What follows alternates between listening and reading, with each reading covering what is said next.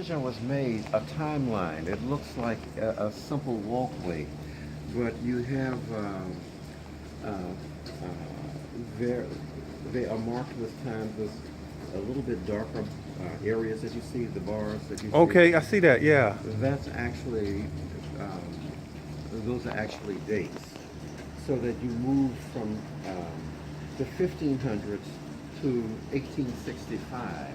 And so we've placed markers along the way to tell the story of the African presence or the growing African American population in relation to slavery and the struggle for freedom. And so by the time we get to 1863, there's the Emancipation Proclamation. You'll notice that these figures, we see a woman with her hands raised and then her husband, the farmer. So they are farmers. The person that is immediately, his back is to us, is Matthew Gaines, the African American state senator in the aftermath of the Civil War. He was quite critical in getting the Texas A&M established, even though his children and grandchildren couldn't go to that school. What was his name again? Matthew Gaines. Matthew King. And and then of course we have the minister who has an ubiquitous presence in our community, and then the young girl. But notice they're each on pedestals, and then there's one blank pedestal. Many children stand there, and their parents photograph them so that they can take a place in history among these giants in our community who have shaped the community, whether they were farmers, whether they were ministers, whether they were senators in the 1800s. And so I sometimes, when I have children on a tour, and I don't usually do the tours, but I say, who will remember you and what will your place in history be? Wow. So, I guess since we're having this kind of like informal interview and stuff, what's your plan for the Carver Museum? Well, there are two. I have several plans for the Carver Museum. So, is that a trick question? No. Just share with us. One of the things is that we have to, number one, stabilize the building. There are some infrastructures. This building has been here now since 2005, and it's showing a little bit of wear and tear. So we are on the bond this year to get some funds to shore up the Carver, to improve the infrastructure. And so that's one thing. We are changing out the long-term exhibitions that have been here. And so we're creating a new one titled The African American Presence in 19th Century Texas.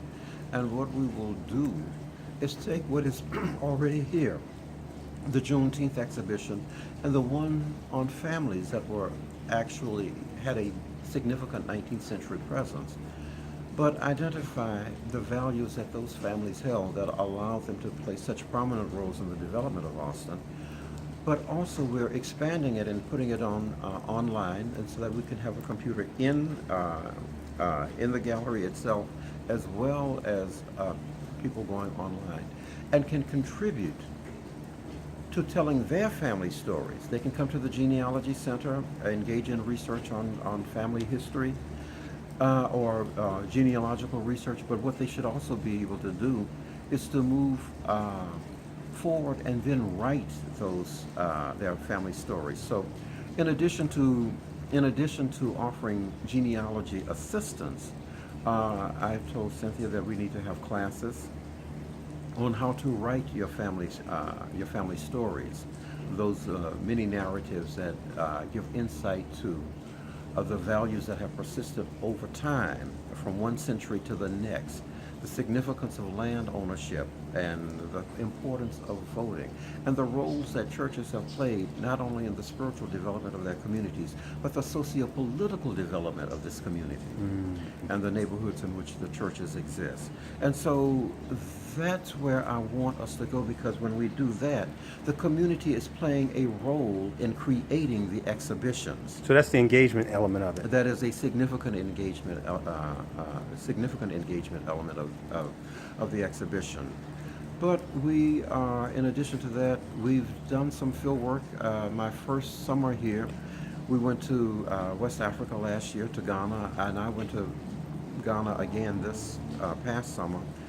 And we have started collecting information, ethnographic data on a story that we want to tell about the Asante people, the Asante Kingdom. And so the exhibition is titled Court Arts of an African Kingdom, and that's the subtitle, but the title is Asante. And the purpose of that exhibition is to allow us to look at one kingdom and look at the communicative value of the arts, because the arts really played a way of communicating values and perspectives, values in the community. But not only that, the arts affirmed the monarchy or the kingship. And so how do we understand state building in African societies before the European presence? And so that becomes another important story. And how do we understand the proto-writing traditions that we simply call art, but were really graphic forms of communication? That will be there. And yet another element of the story that we plan to tell is the memory of the Asante and their neighbors in the culture of East Austin. That's quite impressive. I see the intentionality behind cultural identity, the role that it plays in this community. That is so much forward thinking, community engagement. That is incredible.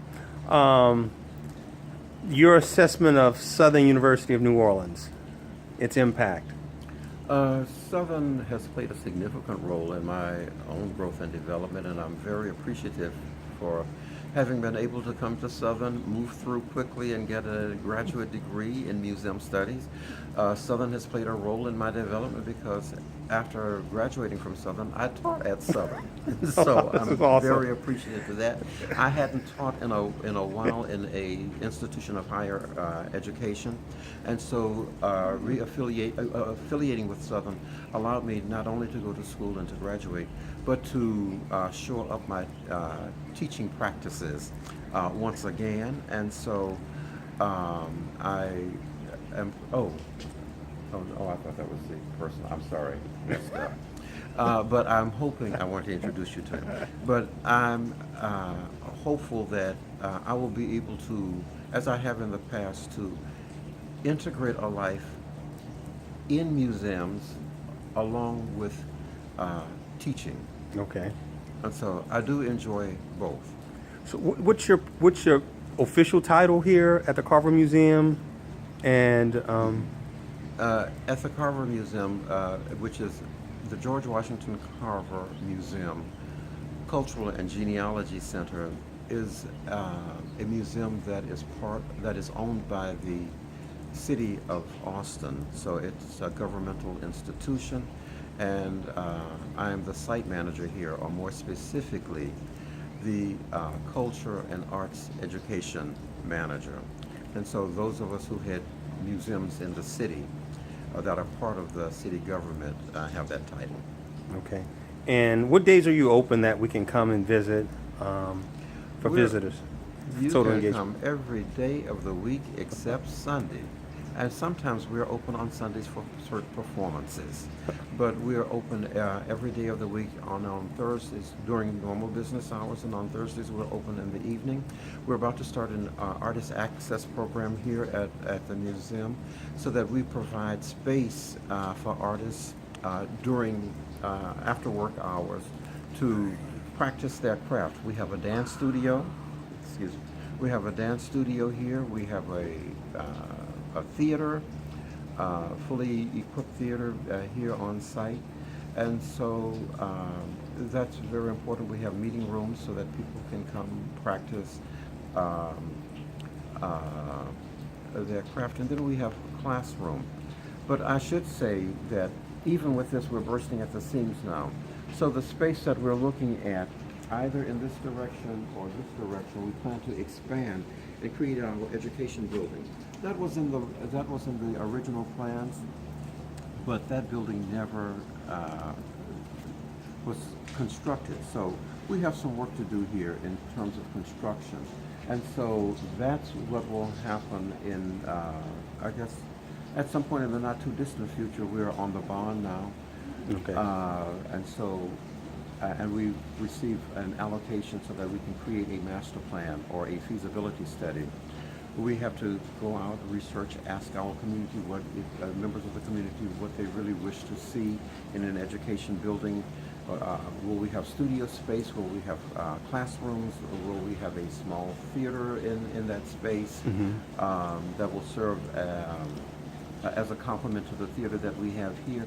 What exactly do we need in that space? Do we raise it off the ground and have a pavilion underneath it so that we can use it in the summertime for summer programming, the pavilion area? Or we know that that we have an underground creek running through here, so we have to be very careful in terms of water abatement issues. And so all of that, that's the next phase, and I hope that we will be initiating that once we get this study get the study done. So I see the effectiveness of integration of technology through the Carver Museum and Genealogy Center, particularly with the jazz, with the gospel music exhibition, that you can actually listen to some of the recordings and the music and have that level of engagement.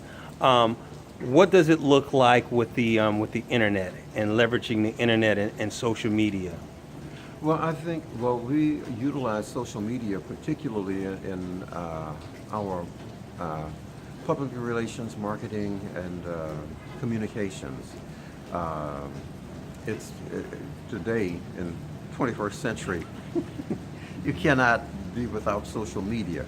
And so that becomes very important. And oftentimes people will come here to activities.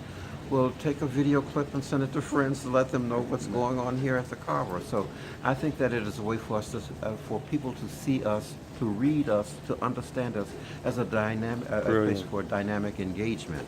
And so it is something that I certainly welcome, although I don't claim to be proficient in social media myself. But it is. But you understand the relevance of it and the importance. Important. And also given the fact that we have genealogy databases, and so that's another technological innovation that's important, that helps people in our community come in to research their family history. And so, and we plan to have an engaged, the exhibitions that we're setting up now, the African American presence in 19th century Texas, will be an interactive area of engagement. And the interactive will be low-tech interactives as well as high-tech, including interactive tablescapes so that we can learn about facets of different stories, perhaps the many churches that exist in the state that have played such a critical role in the growth and development of the African American community, or how we understand the values that have been passed down over the course of generations in a family. And so technology can play a significant role and also make aspects of our collection available even when they're not on view. But people, citizens can access the collections in the museum through a tiered process. Wow. So this is Ted Ellis, Museum Studies candidate, Southern University of New Orleans, with Mr. Bamidele. Give me your full name. Yeah, Bamidele Agbashegbe Demerson. Brilliant mind, cultural activist, making his footprint, leaving his legacy here at the Carver Museum and Genealogy Center. And y'all come. Please That's come. right. That's right. What's the address here? The address is 1165 Angelina. Austin, Texas? Austin, Texas. It is, the museum is located and is the first and I think the only community-based museum located in what was traditionally the African American community. Yes, yeah. But we are all of a 2-minute drive from the capital, the state capital. And so you can go and visit the Capitol grounds and then come to this museum. Or you can come here first and then go view the Capitol grounds. You can come here first, but the reason why I say here is that I wouldn't want folk to be let down once they go to the Capitol grounds. So, Okay, go to gotcha. the Capitol first and then come here. Perfect. Thank you so much.